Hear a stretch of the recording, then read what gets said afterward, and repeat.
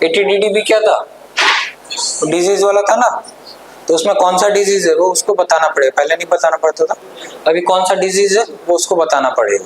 ठीक है, एटीडीडी और एटीयू याद आ रहा है, वही मेडिकल एक्सपेंडिचर रिलेटेड ही था, है ना।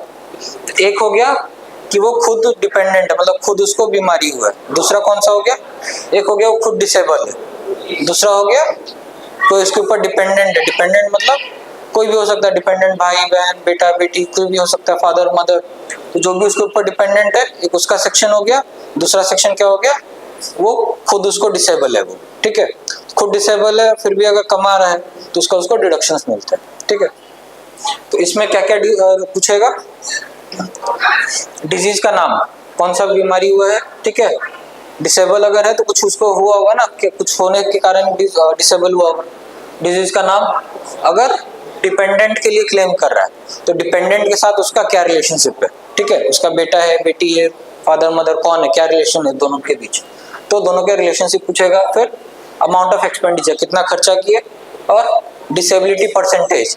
परसेंटेज क्यों पूछ रहा है, परसेंटेज के हिसाब से अलग अलग लिमिट था ना, एक में 40,000 है एक दूसरे में वैसे, तो कितना परसेंटेज डिसेबिलिटी है उस हिसाब से वो रेट आएगा।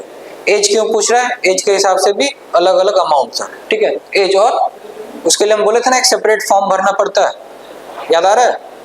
फॉर्म कहाँ से भरेंगे, इनकम टैक्स में लॉग इन करेंगे, फिर ई फाइल के बाद फर्स्ट ऑप्शन क्या था, income tax return, second option income tax forms, तो कहाँ जाएंगे फॉर्म के लिए, इनकम टैक्स फॉर्म्स। रिटर्न भरना होगा, कहाँ जाएंगे, first option income tax return. ठीक है, और फिर थर्ड ऑप्शन में क्या था, ई पे टैक्स, टैक्स भरना होगा, कहाँ जाएंगे, ई पे टैक्स। चालान डाउनलोड करना होगा, कहाँ जाएंगे, ई पे टैक्स में जाके, थर्ड वाले में रहता था ना, याद आ रहा है, चालान हिस्ट्री, थर्ड वाले में चालान हिस्ट्री रहता था ना, वहां से न्यू पेमेंट करना होगा, उसी के राइट साइड में 3 डॉट रहता था, उसमें क्लिक करके क्या करेंगे, तो वहां से कॉपी डाउनलोड कॉपी डिटेल्स वो सब मिल जाएगा। और न्यू पेमेंट के लिए उसके जस्ट ऊपर में न्यू पेमेंट करके प्लस का सिंबल होगा। ठीक है, न्यू पेमेंट में जाएंगे, फिर क्या ऑप्शन आएगा, ईयर सेलेक्ट करने का। ठीक है, ईयर कौन सा होगा अभी हम लोग का, कौन सा 24-25 असेसमेंट ईयर, कौन सा 24-25 25-26 होगा ना, वो तो फाइनेंशियल ईयर हो गया। ठीक है, तो वो सब में गलती नहीं करना है। पेमेंट किस हेड में होगा, सेल्फ असेसमेंट, याद आ रहा है, बता देना पेमेंट किस में करेंगे।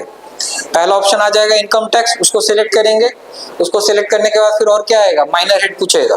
ठीक है, मेजर हेड क्या होगा, इनकम टैक्स, फिर माइनर हेड पूछेगा। माइनर हेड में क्या हो गया, self assessment tax, first option self assessment 300, उसको सिलेक्ट करके प्रोसीड करके फिर किसके थ्रू पेमेंट करेंगे, ऑनलाइन नेट बैंकिंग के थ्रू कर सकते हैं, कार्ड के थ्रू कर सकते हैं, debit card credit card UPI, but debit card credit card UPI ये सब में लिमिटेड बैंक्स का ऑप्शन रहता है। ठीक है, बट उनके थ्रू भी किया जा सकता है अगर वो ऑप्शन है तो। ठीक है, इसी तरह से अगर जो एनपीएस क्लेम कर रहे हैं, एनपीएस कौन सा वाला, एम्प्लॉयर वाला तो फॉर्म 16 में आ जाएगा, बट एम्प्लॉय जो कंट्रीब्यूट किया है कितना मिलता था एक्स्ट्रा एडिशनल 50,000, किसमें 80 CCD 1B। ठीक है, एम्प्लॉयर वाला क्या था 80 CCD सबसेक्शन 2, एम्प्लॉय वाला क्या है 80 CCD 1B, उसमें एडिशनल 50,000। उसके लिए भी हम लोग कुछ प्रूफ देना पड़ेगा, प्रूफ में एक पैन नंबर रहता है। ठीक है, तो ये जिसके थ्रू भी अगर वो कर रहा है, मतलब जिसके जहाँ पर भी इन्वेस्ट किया है, तो उसको एक मिलेगा ना कुछ प्रूफ, रिसिप्ट मिलेगा ना, उसमें एक पैन नंबर लिखा होगा PRAN, तो वो नंबर वहाँ पर कोट करना जरूरी है। ठीक है, तो अभी से जो भी डिडक्शंस वो क्लेम कर रहा है सबका कुछ प्रूफ या डॉक्यूमेंट नंबर देना जरूरी है। तो जैसे कि 80C में पॉलिसी नंबर दे दिए, 80D में हेल्थ इंश्योरेंस कंपनी का नाम और पॉलिसी नंबर। ठीक है, ये लिखा है ना बाइफरकेशन 80C, फिर डॉक्यूमेंट नंबर मैंडेटरी, 80DD में नेम ऑफ डिजीज, DD में ये हेल्थ इंश्योरेंस में कंपनी का नाम और पॉलिसी नंबर। ठीक है,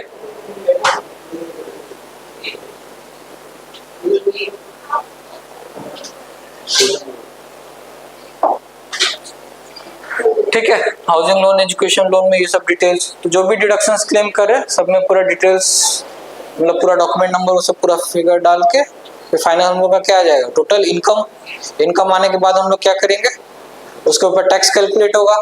टैक्स किस में कैलकुलेट करेंगे? ओल्ड में और न्यू में। ओल्ड और न्यू दोनों में कैलकुलेट करके क्या करेंगे? कंपेयर करेंगे।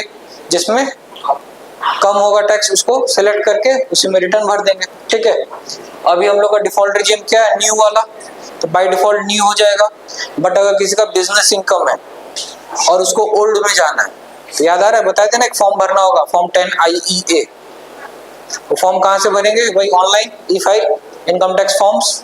ठीक है, वहीं पर जाके डिफरेंट फॉर्म्स वहां पर लिस्ट होगा, लिस्ट में से वो फॉर्म सिलेक्ट करके भर देंगे। ठीक है,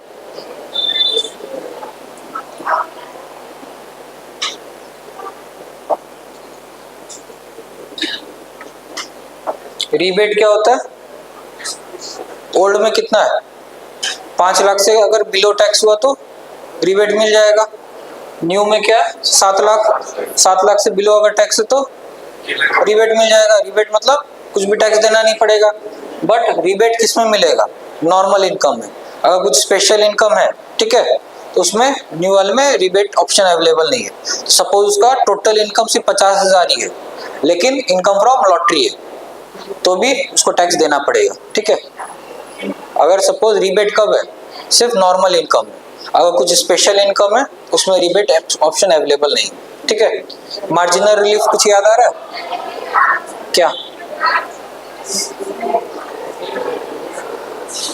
थोड़ा मार्जिनल रिलीफ कुछ याद आया?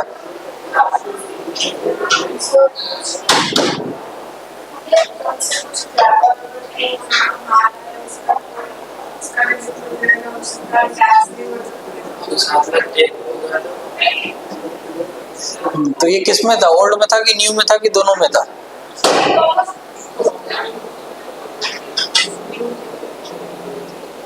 न्यू में। ठीक है, तो ये जो था मार्जिनल रिलीफ क्या होता है कि सपोज आपका इनकम 5 लाख है। ठीक, ओल्ड में हम बता रहे, सपोज इनकम कितना है? 5 लाख। 5 लाख 1 रुपया हो गया। रीबेट का कंडीशन क्या है? 5 लाख से नीचे रहेगा तभी मिलेगा।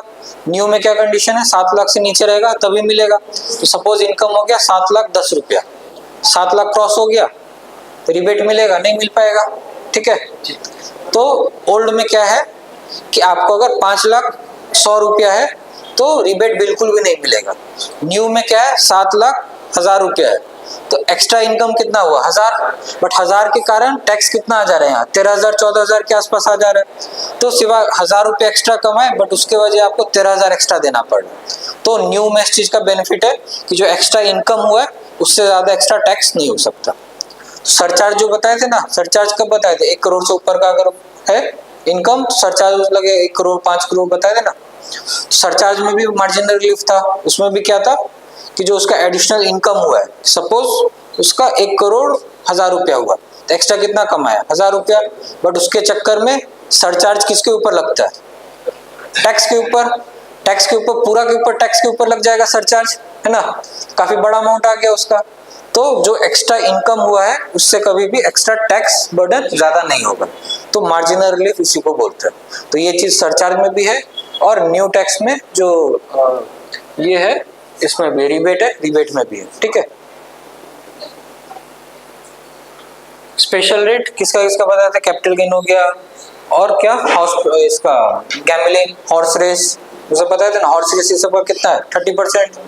ठीक है, ड्रीम 11 कितना? 30%। ठीक है, अभी इंटरेस्ट 234 ABC, इंटरेस्ट का बताया था ना, 3 सेक्शन, कितना लगेगा इंटरेस्ट? कितना परसेंट? 1% पर मंथ और पार्ट देयर ऑफ, मतलब 1 महीना 1 दिन हुआ तो कितना लगेगा? 1 महीना 1 दिन हुआ तो 2 महीने का 2%। ठीक है, इंटरेस्ट अलग अलग 3 सेक्शन है। ठीक है, और एक होता है लेट फी। तो लेट फी है कितना? 1000 रुपया और 5000 है। 1000 रुपया कब है? अगर सपोज इनकम 3 लाख से लेके 7 लाख, 3 लाख से लेके 5 लाख है तो 1000 रुपया लेट फी है। 5 लाख से ऊपर है इनकम तो 5000 लेट फी है। लेट फी कब लगेगा? ड्यू डेट के बाद। ड्यू डेट क्या है बता देना, सेकेंड क्लास में बताया था। कौन से क्लास में क्या बताया मेरे को ये तक याद है। 31 जुलाई था, बट इस बार क्या है, डेट एक्सटेंड हो गया, 15 सितंबर हो गया। ठीक है, अगर सपोज 15 सितंबर के अंदर हम लोग अभी भरेंगे, कौन सा रिटर्न भरेंगे, ओरिजिनल रिटर्न। उसमें कुछ गलती हो गया तो हम लोग रिवाइज रिटर्न भर देंगे। अगर सपोज 15 सितंबर तक रिटर्न नहीं भर पाए तो क्या भरेंगे, बिलेटेड रिटर्न। उसका लास्ट डेट 15 सितंबर।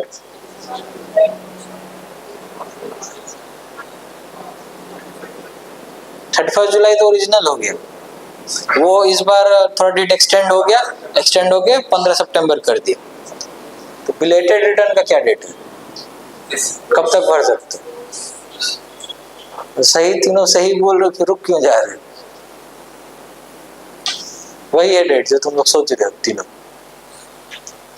क्या सोच रहे हो? हाँ, तो शर्मा क्यों रहे बोल रहे? सही जवाब दे रहे। 31 दिसंबर ही है। ठीक है, बिलेटेड का 31 दिसंबर तक भी नहीं भरे, क्या करेंगे, अपडेटेड रिटर्न। पहले 2 साल था, अभी 4 साल हो गया। ठीक है, अपडेटेड रिटर्न में एडिशनल पेनल्टी भी है, वही 25%, 50%। किस चीज का, जो एडिशनल जितना भी टैक्स लायबिलिटी आ रहा है ना, उसके ऊपर फिर उसका एडिशनल टैक्स फॉर ITRU भी उसको देना पड़ेगा। ठीक है, लेकिन अपडेटेड रिटर्न कब भर सकते हैं, रिफंड लेना है भर सकते हैं उसको, ITRU नहीं। लॉस को कम करना है नहीं, लॉस को बढ़ाना है तो नहीं भर सकते, तीनों में नहीं भर सकते। लॉस को बढ़ाना है तब तो भर ही सकते हैं। हाँ, लॉस को घटाना है तो गवर्नमेंट का फायदा है कि बढ़ाने से फायदा है? लॉस को बढ़ाने से गवर्नमेंट का फायदा है। लॉस अगर उसका कम होगा तभी तो कैरी फॉरवर्ड कम होगा, तो टैक्स गवर्नमेंट को ज्यादा मिलेगा। तो लॉस अगर कम हो रहा है, अगर हम लोग रिटर्न में लॉस कम करके दिखा रहे हैं तो भर सकते हैं, बट लॉस अगर बढ़ा के दिखा रहे हैं, इंक्रीज करके दिखा रहे तो नहीं भर सकते। गवर्नमेंट को अगर कुछ रुपया नहीं मिल रहा है तो नहीं भर सकते। गवर्नमेंट को रुपया मिल रहा है, टोटल इनकम बढ़ा के हम दिखा रहे हैं तो भर सकते हैं। अगर सपोज लास्ट टाइम रिटर्न नहीं भरा था तो कुछ टैक्स पेड आ रहा है तो भर सकते हैं। ठीक है,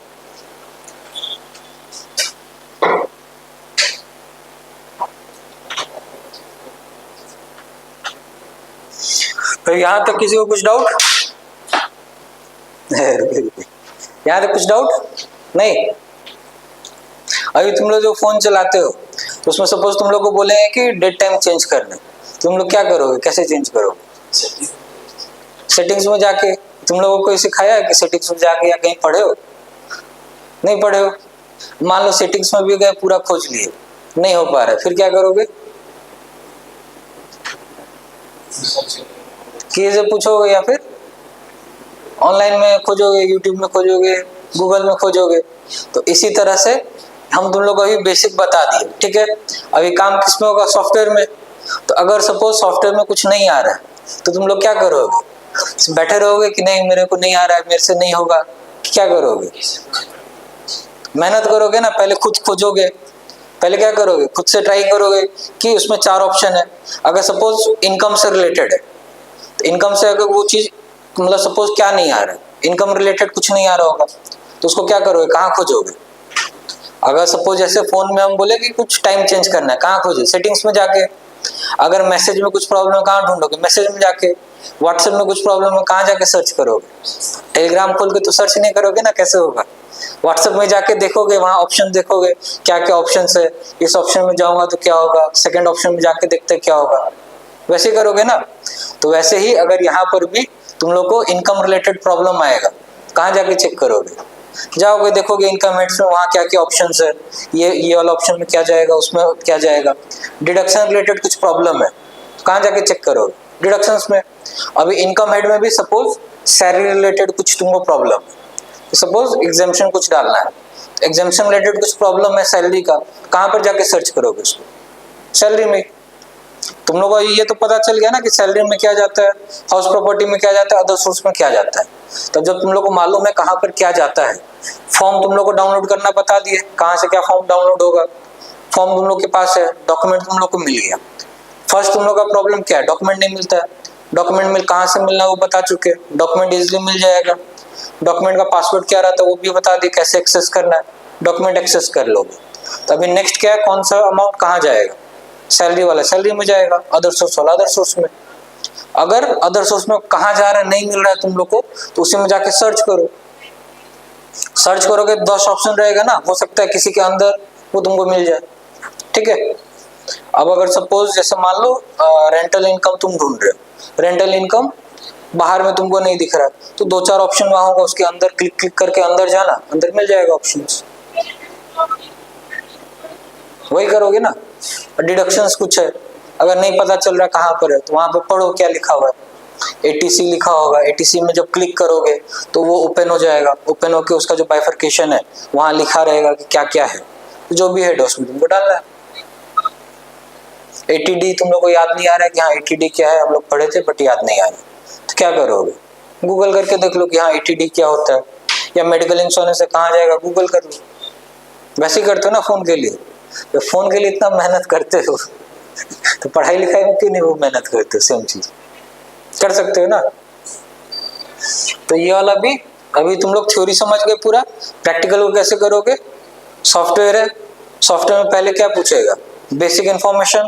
बेसिक इन्फॉर्मेशन मतलब क्या क्या होता है, नॉर्मल अगर किसी का भी बेसिक इन्फॉर्मेशन पूछा जाए, अगर सपोज जैसे ये है, ठीक है, इसका मेरे को बेसिक इन्फॉर्मेशन जानना है, इसका हम क्या क्या पूछेंगे, नाम क्या है, एड्रेस क्या है, और फादर नेम क्या है, डेट ऑफ बर्थ क्या है, ठीक है, वही सब पूछेंगे। आधार नंबर क्या है, बैंक का डिटेल मांगेंगे, तो वहां पर भी वही सब डिटेल पूछेगा। अब जहां पर नाम देने का है तो वहां पर तो पढ़ के समझ में आ रहा है ना, कि फर्स्ट नेम लिखा है तो वहां पर क्या जाएगा, फर्स्ट नेम जाएगा, तो वो मेरे को बताना है क्या, नहीं, इतना है ना कॉमन सेंस। अगर वहां फर्स्ट नेम पूछ रहा है तो क्या जाएगा, वहां फर्स्ट नेम। लास्ट नेम पूछा है तो क्या जाएगा, लास्ट नेम। एड्रेस पूछा है तो क्या जाएगा, तो उस किसका एड्रेस जाएगा, उसी का एड्रेस जाएगा ना, मेरा एड्रेस तो वहां जाएगा नहीं। तो अगर वहां एड्रेस पूछा है क्या करेंगे, एड्रेस डाल देंगे। अब अगर सपोज क्या होगा, एड्रेस वहां पर डाले, सेव किए, सेव करने में एरर आ गया, एरर किस टाइप का आया, तो क्या करेंगे, जब देखे कि एरर आ रहा है तो वहां पढ़ेंगे ना, कुछ तो लिखा होगा, तो वहां पर जैसे लिखा हुआ है कि ओनली 50 कैरेक्टर्स अलाउड, तो फिर आप लोग क्या करेंगे, वो बोलेंगे कि बैठ जाएंगे कि नहीं मेरे से तो हो नहीं रहा है, क्या करेंगे, 50 कैरेक्टर्स अलाउड है, तो अगर सपोज अपार्टमेंट लिखा उसको शॉर्टकट में लिख दिया एपीटी, या जो एक्स्ट्रा अननेसेसरली जो डिटेल्स है उसको हटा दिए, 50 से नीचे हो गया, एरर अपने आप हट गया ना। बट अगर उसी को लेके बैठे रहेंगे पूरा होल्ड ऐसे ही चला जाएगा। तो ये सब चीज क्या है, सब कुछ पूरा कॉमन सेंस वाला चीज है। एड्रेस पूछा तो वहां तो एड्रेस ही डलेगा ना। इसी तरह से अगर सैलरी इनकम पूछा तो क्या जाएगा, सैलरी इनकम ही जाएगा। प्रॉपर्टी इनकम पूछ रहा, प्रॉपर्टी इनकम ही जाएगा, ठीक है। तो सॉफ्टवेयर में ऐसे पहले क्या पूछेगा, बेसिक इन्फॉर्मेशन, बैंक डिटेल्स ये सब हो गया, तो बैंक डिटेल में क्या, अकाउंट नंबर, आईएफएससी कोड, तो वो तो अगर मान लीजिए आप लोग को नहीं मालूम है तो क्लाइंट बता देगा। एआईएस में आपको डेट ऑफ बर्थ मिल जाएगा, नाम मिल जाएगा, एड्रेस मिल जाएगा। अगर लास्ट ईयर का फॉर्म है उससे क्या मिलेगा, सारा कुछ मिल जाएगा, फादर्स नेम भी मिल जाएगा, बैंक डिटेल भी मिल जाएगा। उससे बस कंफर्म करना रहेगा कोई नया बैंक अकाउंट तो नहीं खुला है ना, क्योंकि अभी जितना भी उसका बैंक अकाउंट है सबका डिटेल्स देना मैंडेटरी है, ठीक है। वो समझ में आ गया, पर्सनल इन्फॉर्मेशन। इसके बाद सेकंड में क्या होगा, इनकम सोर्स। इनकम सोर्स में जो भी है पूछ के उसको ऐड कर दिया। इनकम सोर्स कहाँ से वेरीफाई करेंगे, एआईएस से, बताए थे ना। पहले क्या करेंगे, सबको ऐड करेंगे, ऐड करने के बाद पूरा काम हो जाने के बाद भी आपको क्रॉस चेक करना है। किससे क्रॉस चेक करना है, एआईएस से। अगर कुछ ये है टैक्स पेमेंट का है, किससे क्रॉस वेरीफाई करेंगे, 26S। पहले तो अपलोड कर देंगे, डेटा सब आ जाएगा, बट लास्ट में उसको एक क्रॉस वेरीफाई मैच भी करना है कि हाँ डेटा सही लिया है कि नहीं लिया है, ठीक है। कैपिटल गेन को किससे वेरीफाई करेंगे, जो सेल ट्रांजैक्शन है, सेल को टोटल करना है और किससे मैच करना है, एआईएस से। तो ये सेल यहाँ का जो है एआईएस से मैच होना चाहिए। अगर सपोज कैपिटल गेन में 1 लाख है, एआईएस में 1.5 लाख है, इसका मतलब क्या है कि उसका 2-3 मल्टीपल ब्रोकिंग होगा ना। हो सकता है एंजल वन में भी कर रहा हो, जीरोधा में भी कर रहा हो, एचडीएफसी में भी कर रहा हो, आपको सिर्फ 2 का स्टेटमेंट मिला हो, तीसरे वाले का स्टेटमेंट मांगेंगे तो रिमेनिंग जो डिफरेंस अमाउंट है मिल जाएगा। तो कैसे पता चलेगा, सेल का यहाँ का टोटल करेंगे, एआई से मैच करेंगे, पता चल गया। इनकम का इसी तरह से एआई से मैच कर देंगे। टैक्सेस पेड का कहाँ से करेंगे, 26S। और कहाँ से, ई पे टैक्स में जाके क्या मिलेगा, अगर कुछ एडवांस टैक्स पे किया होगा, सेल्फ असेसमेंट टैक्स पे किया होगा, तो वो सब डिटेल कहाँ मिलेगा, ई पे टैक्स में जाके वहां से क्रॉस चेक कर लेंगे। डिडक्शंस वो सब कुछ भी उसको क्लेम करना है, जैसे सपोज रेंट पे कर रहा है 80 में, ये तो हो गया एम्प्लॉयर से उसको एचआरए मिला। बट अगर सपोज एम्प्लॉयर से एचआरए उसको नहीं मिला, तो उस केस में भी अगर वो रेंट पे रह रहा है तो उसको 5000 पर मंथ करके डिडक्शंस मिलता है। तो वो जाता है कहाँ पर, इसमें तो कहीं ऐड नहीं किए तो कहाँ जाएगा?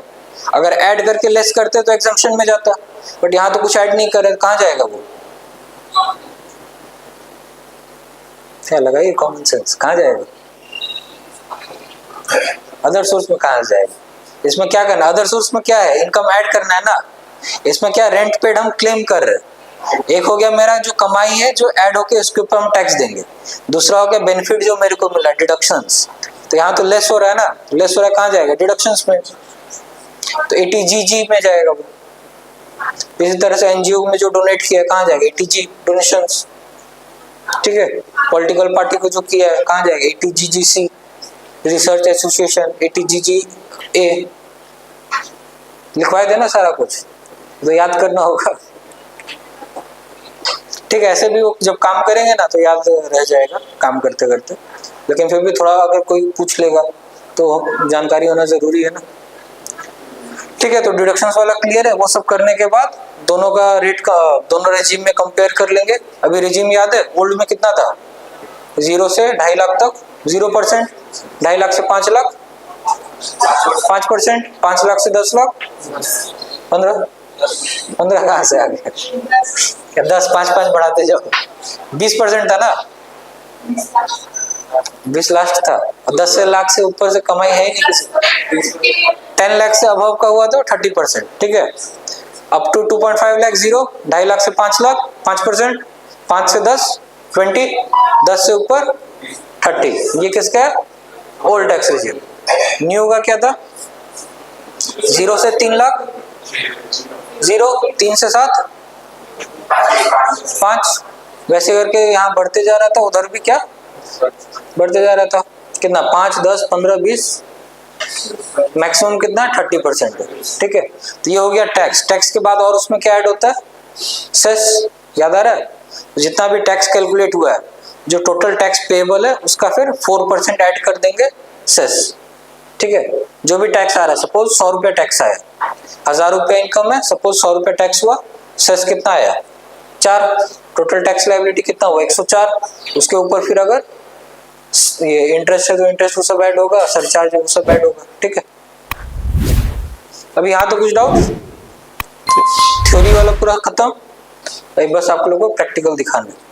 ठीक है, 5-10 मिनट रेस्ट ले लीजिए, फिर बताते प्रैक्टिकल।